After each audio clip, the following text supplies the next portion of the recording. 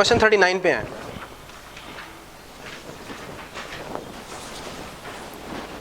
पढ़े जी खुद। ये जो सवाल आप पढ़ रहे हैं फिर साथ रेफ़र कीजिएगा, साथ ही क्वेश्चन नंबर 22 को, जो मैंने बताया था कि सीए फाइनल का मैक लेवल का ये सवाल था और इसकी एप्लीकेशन का एक ही सवाल आपके पास में आया हुआ है, तो ये मैं वही सवाल पढ़वा रहा हूँ आपको, क्वेश्चन नंबर 39। तो ये वही सवाल हमने किया था। ये सवाल वो है जिसमें इनपुट भी केजीज़ में है, आउटपुट भी केजीज़ में।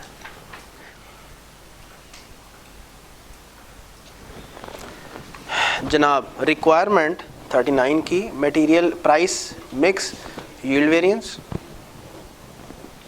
लेबर का rate efficiency, over under applied overheads.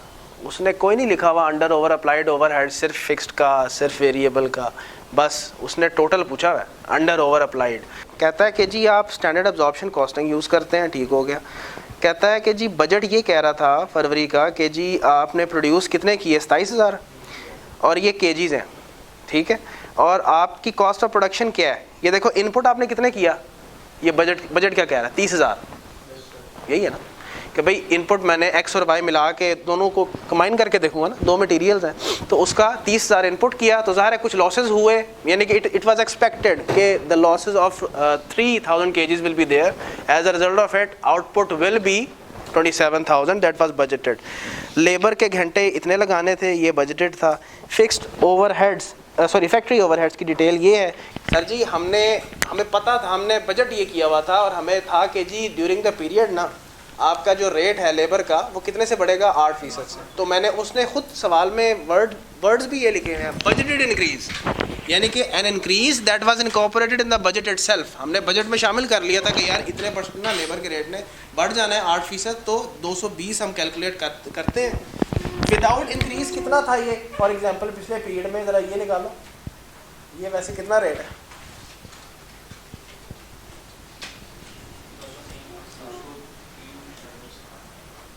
203.7, यानी कि पिछले पीरियड में ये रेट चल रहा था। लेकिन जब हमने पिछला पीरियड गुजरा और अगले पीरियड का बजट बनाने लगे तो हमें पता चला कि यार अगले पीरियड में ना लेबर का रेट ना 8% से बढ़ जाना है। तो आप एक अच्छा स्टैंडर्ड रेट बनाने के लिए क्या करोगे, तो ज़ाहिर है 8% का फैक्टर इसमें बिल्ट इन करेंगे। तो आपने रेट क्या बनाया, इसको मल्टीप्लाई करवाया 1.08 से और एक स्टैंडर्ड रेट बना लिया, कितना, 220। हुआ क्या एक्चुअल सिचुएशन में, रेट 8% की बजाय कितने से बढ़ गया, 12% से। तो सर यही तो कहानी बता रहा हूँ आपको कि इस 220 को पकड़े, पहले इसको वर्क बैक करके 203 पे हैं और फिर इसमें 12% का फैक्टर लगाएं, 12% का इंक्रीमेंट लगाएं, that is the actual rate. ये फरमा रहा हूँ, ठीक है ना। ठीक है, वो जो वर्किंग करेंगे तब, मैं तो अभी सिर्फ समझा ही रहा हूँ। Due to higher expected inflation, actual factory overhead rate was 6% higher than the budgeted rate। यानी कि इन्फ्लेशन का इफेक्ट आपने जब लेना है तो ठीक है, वेरिएबल OAR के ऊपर इफेक्ट आएगा। इसके अलावा जब फिक्स्ड ओवरहेड्स पे लेना है तो सिर्फ इन्फ्लेशन का इफेक्ट लेना है, वॉल्यूम का कोई इफेक्ट नहीं आएगा, ज़हन में रखें। अच्छा, इसके अलावा फिर ये कहता है कि जी कन्वर्जन कॉस्ट इवनली इनकर होगी और 27,400 kg ऑफ जी were transfer to the finish goods. अच्छा जी, कोई ओपनिंग क्लोजिंग वर्किंग प्रोसेस नहीं है। फिनिश गुड्स की इन्वेंट्री ओपनिंग और क्लोजिंग में 1,000 और 1,500 है। ये क्यों उसने दिया है, इक्विवेलेंट कितों आ गया, ओपनिंग क्लोजिंग है ही कोई नहीं, तो इक्विवेलेंट कितों आ गया ना, क्लोजिंग। अच्छा, वर्किंग जो इक्विवेलेंट यूनिट्स है कब बनते हैं, नहीं जी, ये तो हाल है थोड़ा, जब आउटपुट साइड पे कोई एक आइटम भी हो जो पार्टली कंप्लीटेड हो, ठीक है जी। आउटपुट साइड पे ना क्लोजिंग वर्क इन प्रोसेस है, ना कोई ऐसे एबनॉर्मल लॉसेस वाली कहानी है, सादे से लॉसेस हैं और उसके बारे में वो उसने सिर्फ इसलिए दिया हुआ है कि ताकि आप क्या निकाल सको, ग्रॉस इनपुट निकाल सकें। ये देखें, इधर देखें, वर्क इन प्रोसेस के अकाउंट में इसने तुम्हें रखा है। भाई सीधी सी बात है, स्टैंडर्ड कॉस्टिंग ठीक है फॉलो हो रही है, आप इनपुट क्या करोगे, 55 और 45 की रेशियो में तुमने एक्चुअली कुछ ग्रॉस इनपुट किया, आउटपुट साइड पे लॉसेस थे जो कि नॉर्मल लॉसेस हैं, और इसके अलावा क्लोजिंग वर्क इन प्रोसेस निश्ता, ओपनिंग वर्क इन प्रोसेस निश्ता, ठीक है जी। लॉसेस को किसके साथ अटैच कर रहा है, जो ट्रांसफर आउट हो रहे हैं। ट्रांसफर आउट कितने हो रहे हैं, 27,400। कहता है जो ये है ना, इसका 6% क्या है लॉसेस, कितनी वैल्यू बनी, 1644। 1644। यहाँ से वो आपसे कैलकुलेट करवा रहा है क्या, कि जितना तुमने मटेरियल इनपुट किया होगा, क्या x और y इस तरफ किया होगा, नहीं हो कि नहीं किया होगा, बिल्कुल किया होगा सर। और वो क्या है, ये प्लस ये करें 29044, और उसने फरमाया क्या है कि सर ये जो आपने केजीज ग्रॉस में इस्तेमाल किए हैं, ये किस रेशियो में इस्तेमाल किए हैं सर, 55:44। ये कहानी, बात समझ रहे हैं? That is the overall concept behind giving this data, कि this is the output in kgs that you have in fact produced from the work in process account। इसका 6% जो है वो आपके losses हैं। so पता चला कि आपने gross में input कितना किया था, आपने 29044 किया, in the course of manufacturing कुछ losses हुए और इतना आप ट्रांसफ़र आउट कर रहे हो। और ये एक ऐसा सवाल है जिसमें एक्चुअल आउटपुट जो है वो भी सर किस सूरत में है, केजीज, और जो इनपुट कर रहे हो वो भी बच्चे किस सूरत में है, वो भी केजीज की सूरत में है। ठीक है जी। बाकी इसके अलावा ओपनिंग और फिनिश्ड गुड यूनिट्स जो क्लोजिंग दी हैं, ये एडिशनल इन्फॉर्मेशन है, हमें यहाँ पे इसकी कोई ज़रूरत नहीं। ठीक है। और बजटेड पोजीशन में भी मुझे मालूम है कि व्हाट वाज बजटेड, कि 30,000 will be inserted as an input gross, और बजट में लॉसेस कितने हैं 3000, और बजट में आउटपुट कितना है 27,000। तो बजट की भी सारी कहानी हमें पता है। तो आए जी अब ज़रा वर्किंग पे चलते हैं। वर्किंग हम वैसे ही करेंगे जैसे हम पहले करते थे, लेकिन सिचुएशन समझना हमारे लिए बड़ा ज़रूरी है। तो आप में से कोई जो डिसएग्री करना चाहे कि यार अब नॉर्मल लॉस या गेन भी तो बनता था, बनना चाहिए था सर, तब बनता अगर मुझे वो इनपुट भी प्रोवाइड कर देता, फिर मैं बैलेंसिंग फिगर निकाल लेता अब नॉर्मल लॉस या गेन। जब वो मुझसे कोई और चीज़ बैलेंसिंग निकलवा रहा है तो फिर मैं नहीं निकाल सकता कि जी बैलेंसिंग फिगर मेरी अब नॉर्मल लॉस या गेन। ये तो हमने बेशुमार सवाल कर लिए कि कोई एक चीज़ बैलेंसिंग फिगर निकल सकती है, दो मैं थोड़ी निकालूंगा बैलेंसिंग फिगर। मुझे वैसे बता देता कि भाई तुम्हारे टोटल लॉसेज इतने हैं और नॉर्मल लॉसेज उसमें से ये हैं, वहाँ से निकाल लेता हूँ, लेकिन उसने ऐसी कोई इन्फॉर्मेशन प्रोवाइड नहीं की हुई। सो बैलेंसिंग फिगर निकाली ही किस लिए जा रही है, ताकि मैं मटेरियल कंज्यूम्ड यानी कि जो भी इनपुट किए हैं during the period for the purpose of manufacturing वो कैलकुलेट कर सकूँ। मटेरियल प्राइस वेरिएंस नील, खूबसूरत। लो जी x और y, सबसे पहला कॉलम बच्चे एक्चुअल क्वांटिटी, एक्चुअल मिक्स, फिर एक्चुअल क्वांटिटी, स्टैंडर्ड मिक्स, और फिर standard quantity of input for actual output या स्टैंडर्ड क्वांटिटी अलाउड, एक ही बात। Standard rate, mix, yield. ठीक है जी। चलो ये अभी हमने वैसे सारी वर्किंग वहाँ पे की थी, लेकिन चलें यहाँ पे आप कह दो जी आपका पोस्ट लॉस आउटपुट यानी कि ट्रांसफ़र आउट कह लें, कितना बताया तुमने, कितना है नहीं जो वैल्यू दी हुई है इसने 27,400, हाँ 27,400, और इसी का ही लॉसेस हैं A इंटू 6% लॉसेस। तो जब ज़ाहिर लॉसेस में ऐड बैक करूंगा तो मेरे पास ग्रॉस इनपुट आ जाएगा। ये कितनी बताई थी वैल्यू 1644, और ये वैल्यू थी 29044। चलो this is the gross input. यही तो चाहिए होता है, एक्चुअल क्वांटिटी एक्चुअल मिक्स यही तो होती है कि जो क्वांटिटी इस्तेमाल कर रहा हूँ प्री लॉस वो किस रेशियो में है। तो ये सर उसने बताया है 55, बताओ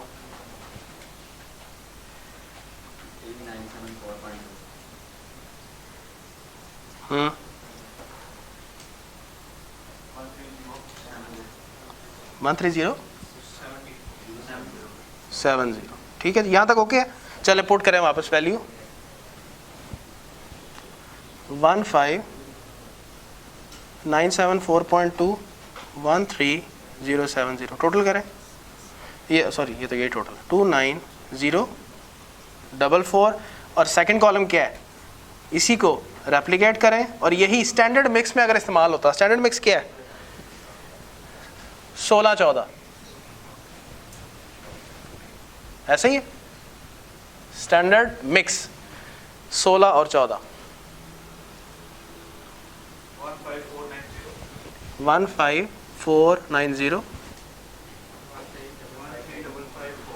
13554 जी SQA बताएं सर कैसे करेंगे SQA? वही फॉर्मूला है, स्टैंडर्ड क्वांटिटी पर यूनिट, ठीक है, फॉर एक्चुअल आउटपुट।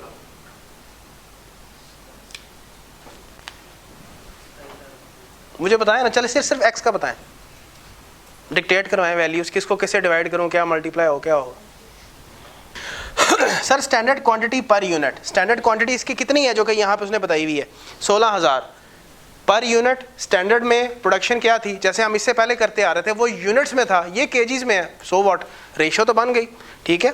तो 16,000 over 27,000, 16,000 over 27,000, this is what standard quantity per unit for actual output. Actual output भी केजीज में, सब कुछ केजीज में है। एक्चुअल आउटपुट कितना है ये देखो, this is the actual output 27,400।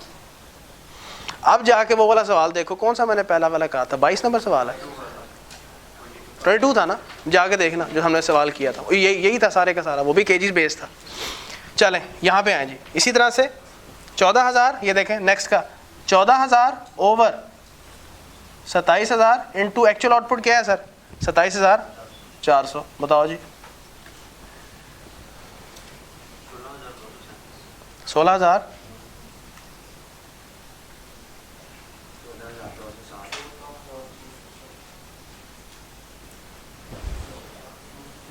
7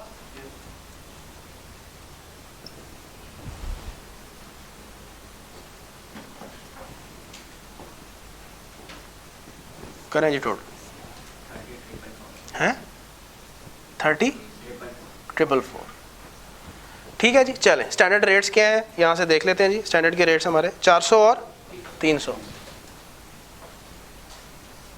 चलो निकालो जी मिक्स वेरिएंस, पहले दो का फर्क इंटू स्टैंडर्ड रेट 194080, ये खुद ही बताओगे सारा तुम। अगले की वैल्यू बताओ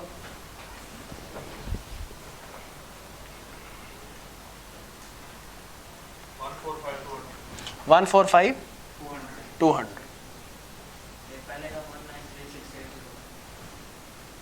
देख लें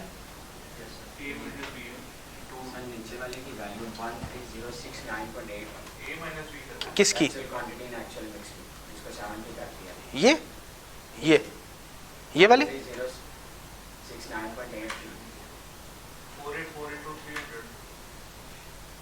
13069.8 यार, तो की फर्क पड़ेगा जनाब। चलो बच्चे ज़्यादा फर्क तो नहीं पड़ना ना। बताएं, अच्छा चलें जी, मिक्स वेरिएंस एडवर्स है फेवरेबल है? एडवर्स, देखो ये स्टैंडर्ड था और ये ज़्यादा कंजम्पशन है, और ये वाली वैल्यू फेवरेबल। क्या हो गया, ये वैल्यू की बात कर रहे हो या मिक्स वेरिएंस, बताओ 193,680, ये ठीक है।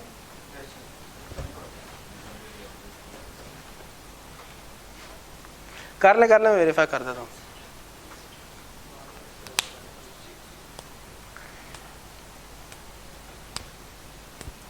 चलें अगले वाला, ये अलाउड है कम इस्तेमाल हुआ, ये अलाउड कम इस्तेमाल हुआ, दोनों फेवरेबल है, वैल्यूज बताओ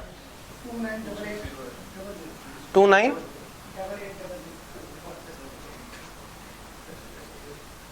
नेक्स्ट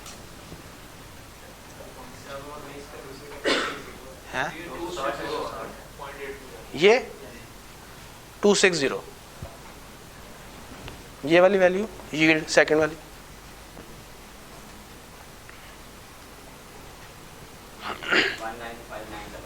195900। चलो ये फेवरेबल टोटल कितनी बनी 494700 फेवरेबल। ये कितना है, ये एडवर्स बनेगा, कितना बनेगा 48 48420। लेबर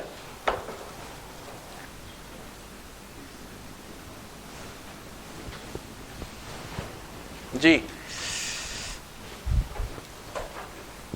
स्टैंडर्ड रेट कितना है लेबर का? 220। ओके,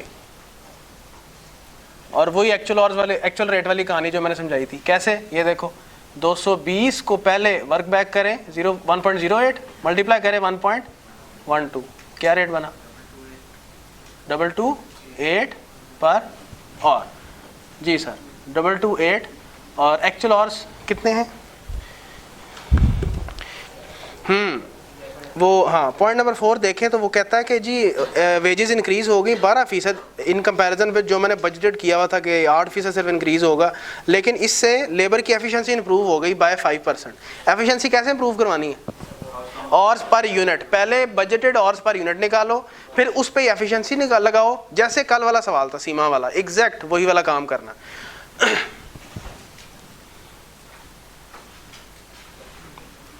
जी स्टैंडर्ड ऑर्स पर यूनिट, और वो कितने हैं सर? 10,000 ओवर 27,000,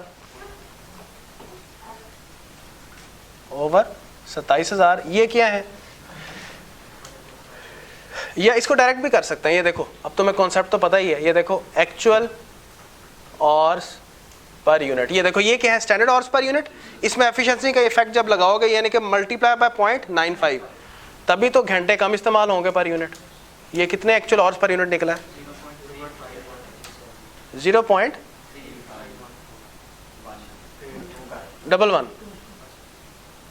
11 या 12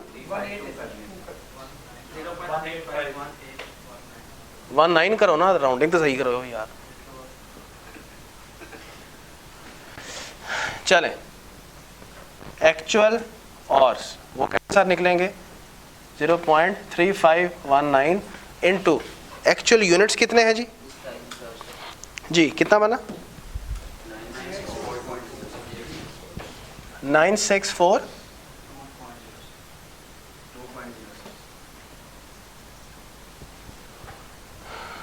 9,642.06। ये जी हमारे एक्चुअल आवर्स आ गए। तो वो करें जी प्लेस यहाँ पर 9,642.06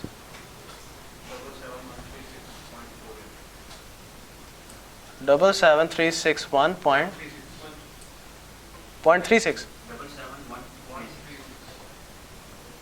77136.48 जी सर। और एडवर्स वेरिएंस है, एक्चुअल रेट ज़्यादा है। और इसी तरह से ऑर्स पे आ जाए तो 9642.06 माइनस स्टैंडर्ड वर्किंग ऑर्स अलाउड, वही कहानी जी। कैसे निकलेंगे जी? Standard ऑर्स per unit for actual output, तो वो देखो 10,000 ओवर 27,000, और एक्चुअल आउटपुट कितना है? 27,400।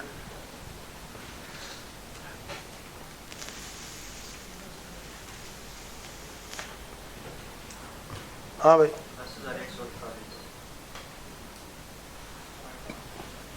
10,148 जी। स्टैंडर्ड रेट क्या था जी? 220।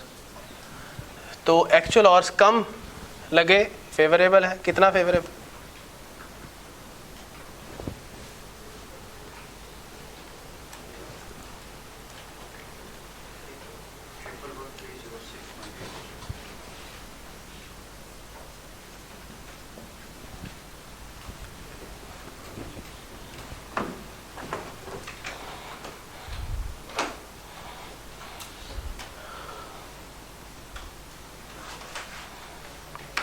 ओके जी, यहाँ तक बताएं कोई सवाल है तो?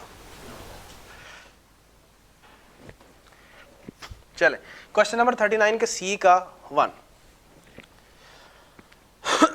तो हम यूं करते हैं, वो कह रहा है कि अंडर ओवर अप्लाइड ओवरहेड्स को सब एनालाइज करें। किसके अंदर? Variable overhead. पहले वो कहता है कि ये ओवरऑल अप्लाइड ओवरहेड्स कैलकुलेट करें, ठीक है, और फिर उसको सब एनालाइज करें। तो हम सब एनालिसिस पहले सारे कर लेते हैं ना, देखते हैं। वेरिएबल ओवरहेड एक्सपेंडिचर वेरिएंस, फिर वेरिएबल ओवरहेड एफिशिएंसी वेरिएंस। और इतना क्लियर है, आज लास्ट डे है इंशाल्लाह स्टैंडर्ड कॉस्टिंग का, कल से हमारी इन्वेंट्री मैनेजमेंट शुरू हो जाएगी, ठीक है। चलें, उसके बाद है जी सर आपकी फिक्स्ड ओवरहेड, वॉल्यूम, पहले एक्सपेंडिचर लिख लेते हैं, एक्सपेंडिचर वेरिएंस, फिर fixed overhead,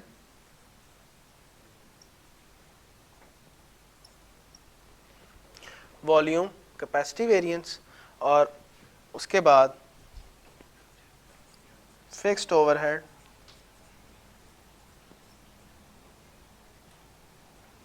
volume efficiency variance. ये पार्ट नंबर 1, ये पार्ट नंबर 2। जी sir, actual rate minus standard rate into actual hours worked. जी, actual hours worked minus standard working hours allowed into standard rate. जी, fixed overhead का volume expenditure variance, actual fixed overheads minus budgeted fixed overheads. अब ये efficiency, अब तुम चूँकि अब जान चुके हो कि वही चीज़ है, इसको उतारे नीचे जी, actual hours worked minus standard working hours allowed into standard rate. और ज़रा ये स्टैंडर्ड रेट एफओआर का है, ये स्टैंडर्ड रेट वेरिएबल ओवरहेड्स का है। अच्छा, और ये वाला जब हम बजटेड एफओएच को उस फैक्टर से कंपेयर करें, एक्चुअल आवर्स इनटू एग्रीड। चलें आए वैल्यूज पुट करते हैं जी। एक्चुअल रेट, अब मेरा ख्याल है इसमें कुछ वर्किंग हमने चलें करनी होगी मेरा ख्याल है। ये देखें, फैक्ट्री ओवरहेड्स है ना तुम्हारे पास, उसने कहा है कि एक्टिविटी लेवल क्या है, लेबर आवर्स। उसने आगे देखो ओएआर तुम्हें दिया हुआ है, ये 250 क्या है, कौन सा OAR, total OAR. Yes, that's very much important.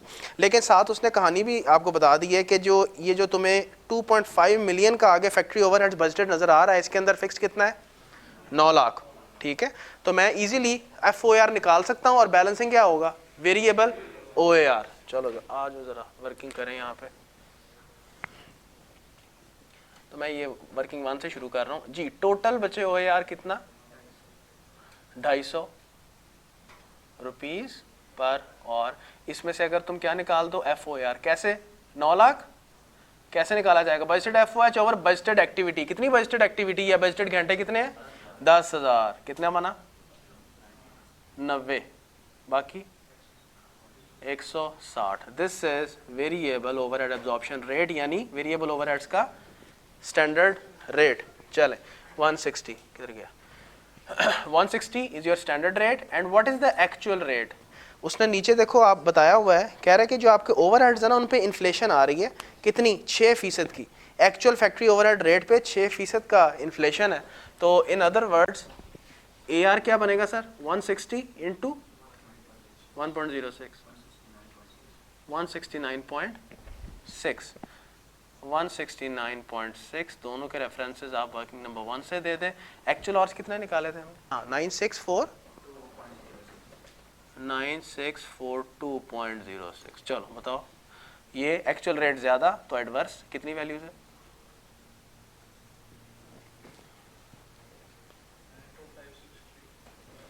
92563। सही है जी, 0.76। हाँ भाई 7 ठीक है जी, ऐसा कर लो। चले आगे, चले एक्चुअल आवर्स कितने भाई, अगला variance 9642.06 minus standard working hours allowed भी कल निकालें 10,148 और स्टैंडर्ड रेट अभी कितना निकाला 160। तो एक्चुअल आवर्स अगर तुम्हारा लेबर का वेरिएंस एफिशिएंसी का भी फेवरेबल बन रहा है, कम घंटे, तो ये भी फेवरेबल बनेगा।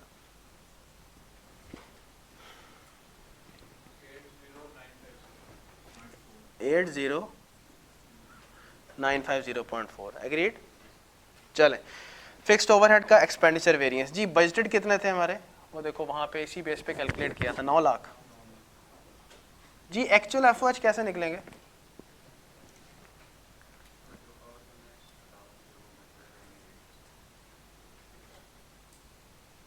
आपने इसको वेरिएबल ओवरहेड वाला काम नहीं कर दिया पकड़ के। कल एक बात की थी मैंने बड़ी इंपॉर्टेंट, फिक्स्ड ओवरहेड्स में क्या चेंज आता है?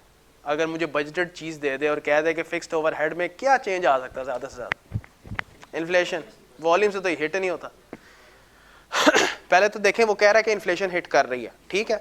चलो अगर तुमने यहाँ से चलना है तो तुम यहाँ से देख सकते हो, FOAR का जो तुम्हारा स्टैंडर्ड रेट है वो कितना है? 90। इसमें इन्फ्लेशन बिल्ट इन कर लो, लेकिन आप घंटे किससे मल्टीप्लाई करोगे? वॉल्यूम पे कभी भी ये डिपेंडेंट नहीं होता। क्यों? क्योंकि जो बच्चे फिक्स्ड ओवरहेड्स होता है इसका ताल्लुक होता है पीरियड के साथ। ये असल में बजट किया हुआ था कि मैंने पूरे पीरियड का खर्चा पता कितना आएगा? 9 लाख। This was budgeted. ये तो मैंने अपने घंटों के साथ एक एब्जॉर्ब करके एक रेट निकाल लिया, वरना और अगर मैंने इसको वेरिएबल और हाशर करना है तो फिर तो ये फिक्स्ड रहेगा ही नहीं। कि मैंने 90 है तो इसको एक्चुअल और से मल्टीप्लाई कर दिया तो फिर तो ये काम वही वाला करना शुरू हो जाएगा।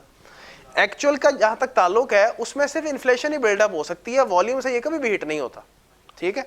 सिर्फ इसको आप पकड़ें बजटेड FOH को और इसमें इन्फ्लेशन बिल्ड इन कर लें, और वो क्या है? 6% की इन्फ्लेशन है।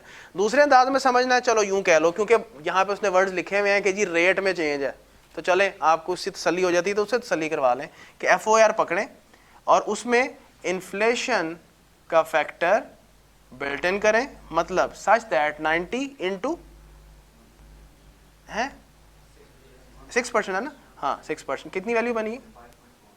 95.4, और उसी वॉल्यूम से मल्टीप्लाई करें जो कि बजटेड है। वॉल्यूम पे ये कभी भी हिट नहीं होता, तो हमारा एक्चुअल FOH कैसे निकलेगा? 95.4 इंटू 10,000 ही घंटे यूज करें, कितना बना? 9,54,000। दूसरा तरीका क्या, मैंने जैसे कल भी बात की, वो क्या है? सर जी बजटेड ओवरहेड्स पकड़े, इसमें सिर्फ इन्फ्लेशन में हिट होना है, और वो इन्फ्लेशन क्या है? 6%। सर इसमें ही इनकॉर्पोरेट करें इंटू 1.06। इस झंझट में ना पड़ो। इसमें सिर्फ इसलिए मैं गया हूं क्योंकि उसकी स्टेटमेंट ऐसी है, यही कहा है ना उसने कहा है कि आपका जो एक्चुअल फैक्ट्री ओवरहेड का जो रेट है वो 6% ज्यादा है, इसलिए मैंने पहले, ये तो खैर बनता ही ऐसे है। देखो वेरिएबल में की खसलत और है, वेरिएबल की खसलत और है कि इसके रेट पे इन्फ्लेशन लगेगी और वॉल्यूम में भी चेंज आएगा, ठीक है ना, तभी तो वो वेरिएबल है। फिक्स्ड है ही फिक्स्ड इस वजह से कि वॉल्यूम से हिट ही नहीं होता, ठीक है, वो हमेशा इनकर ही टोटलिटी पे होता है। तो ये मैंने बजट किया था कि सर अगले पीरियड 9 लाख होगा, ज्यादा से ज्यादा क्या होगा? इसमें इन्फ्लेशन आ जाएगी, बस दैट्स इट। तो अभी ये वैसे इस तरह की चीजें काफी आनी है। जैसे देखो एक चीज की तुम्हारी बड़ी अच्छी प्रैक्टिस हो गई है, इस चैप्टर के शुरू में नहीं थी, और वो क्या था कि अगर तुम्हें टोटल OAR दे दिया जाए तो उसमें से फिक्स निकालें तो वेरिएबल आ जाता।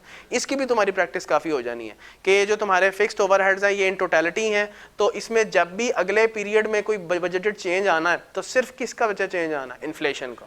It will not be affected with the volume. चले तो ये तुम्हारी वैल्यू थी 9,54,000। तो ये कितना खर्चा एडवर्स हो गया? 54,000 का। चलो जी यहाँ पे आ जाओ। बजटेड तुम्हारे FOH कितने हैं? 9 लाख। एक्चुअल ऑर्स कितने थे बड़ा? 9642.06, और ये FOAR है। कितना FOAR है? 90। बताओ जी।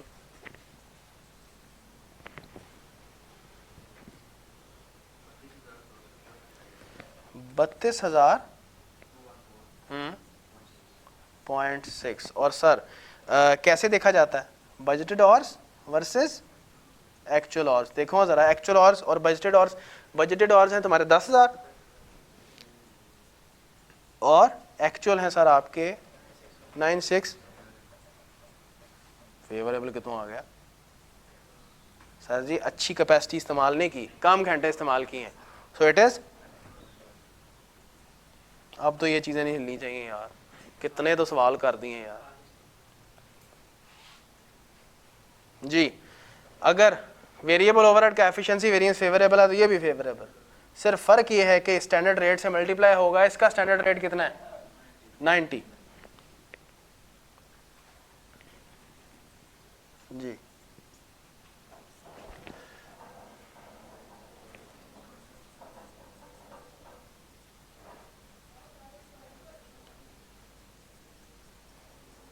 वैल्यू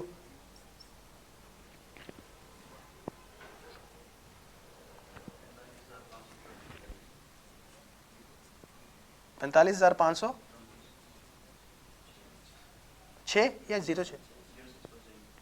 ओके, तो ये भी फेवरेबल हो जाएगा।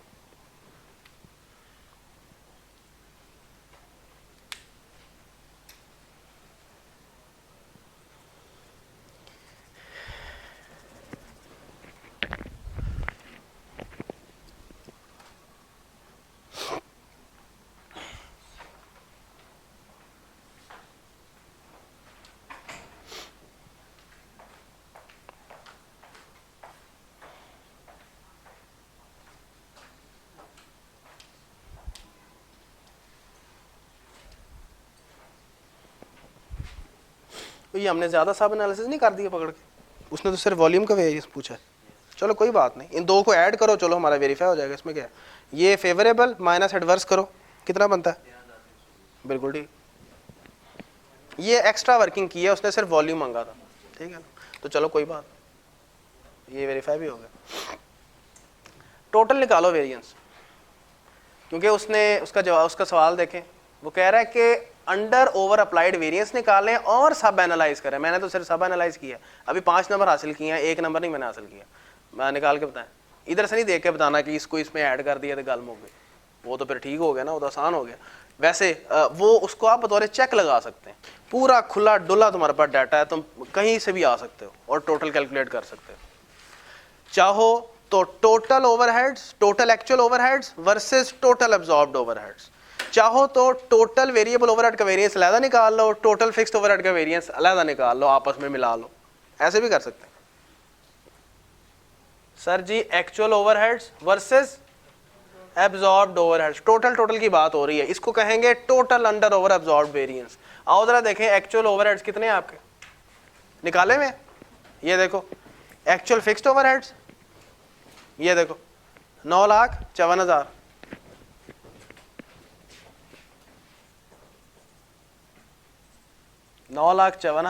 प्लस एक्चुअल वेरिएबल ओवरहेड्स, कहाँ से निकलेगा, ये देखो एक्चुअल रेट वेरिएबल ओवरहेड्स का ये है और ये एक्चुअल ऑर्स है, यानी कि यहाँ से भी हम इसी वेरिएंस के अंदर से ये वर्किंग निकाल सकते हैं।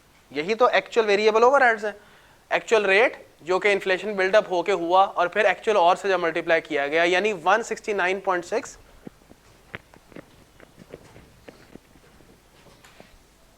169.6 इंटू कितने घंटे हैं बताना, 942.06, ये दोनों टोटल करो कितना बनता है, ये प्लस ये एक्चुअल ओवरहेड्स आ गए।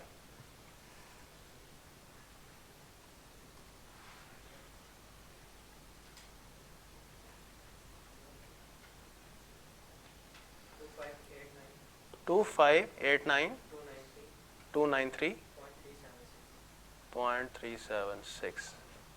2.589 समथिंग मिलियन, ऐसा ही है। अच्छा अब यहाँ पे आओ, एक तरीका क्या है, टोटल OAR पकड़ो इनटू SWHA, कितना टोटल OAR है 250, और दिया भी हुआ उसने, इनटू SWHA कितना है 10,148, बताओ भाई 2.53 एग्जैक्ट, बताएं जी कितना फर्क है। इतना एब्जॉर्ब किया और जाहिर है ये एब्जॉर्ब कम किया इनका according with the actual, so it is under absorbed, और अंडर एब्जॉर्ब्ड एडवर्स होता है कितना 5.376, करो जरा उसके साथ वेरीफाई होता है, सारे आपस में एडजस्ट करें, एडवर्स है, मैं कहता है वो मैंने पहले निकाल लिया आपस में। अच्छा क्या दिल कर रहा है जी, इसको अलग-अलग तोड़ना, अलग-अलग तो तोड़ के देख लें, फर्क क्या होना है, ये किन दो में टूटेगा, एब्जॉर्ब्ड फिक्स्ड ओवरहेड्स में और एब्जॉर्ब्ड वेरिएबल ओवरहेड्स में। जब हम एब्जॉर्ब्ड फिक्स्ड ओवरहेड्स निकालने जाएंगे तो FOAR ने मल्टीप्लाई हो जाना है किसके साथ, SWHA के साथ, और वेरिएबल के केस में क्या होगा बच्चे, वेरिएबल OAR इनटू SWHA। ਉਹ ਕੰਨ ਇੱਥੋਂ ਫੜਨ वाली गल है, ਵੇਖੋ ਤੁਸੀਂ 250 ਨੂੰ ਤੋੜ ਰਹੇ ਹੋ, और तो कुछ नहीं हो रहा, 250 को उधर देखेंगे, क्या तोड़ नहीं रहे तुम, 90 अलहदा ले जाओगे, 160 अलहदा ले जाओगे, 90 कौन है, ये 90 है, 160 ये है, तो गल तो उत्थे ही आ गई, ठीक है। तो ये भी एक अंदाज है total under over absorbed variance. अब जाहिर है ये सारी चीज़ें अगर मैं शुरू में आपको बता देता ना तो वैसे ही बच्चे का दिमाग घुमा होता है, यहाँ तक बच्चा थोड़ा मैच्योर हो जाता है, तो यहाँ पे बुनियादें हल्की सी हिलाई जाए ना तो इतना ज़्यादा फ़र्क नहीं पड़ता है, क्योंकि इमारत पुख्ता खड़ी हो जाती है ऊपर।